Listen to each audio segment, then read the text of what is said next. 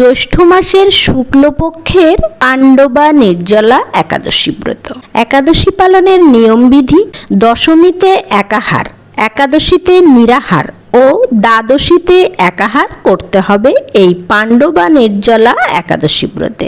এছাড়া যারা অসমর্থ পক্ষে শুধুমাত্র একাদশীতে অনাহার করবে। যদিও এতে কেউ অসমর্থ হন, একাদশীতে পঞ্চরবি শস্য বর্জন করে ফলমূল অনুকল্প প্রসাদ গ্রহণ করবেন।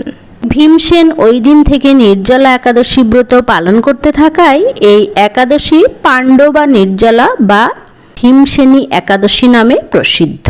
এই নির্জলা একাদশীতে পবিত্র তীর্থে স্নান, দান, জপ, কীর্তন ইত্যাদি যা কিছু মানুষ করে তা অক্ষয় হয়ে থাকে।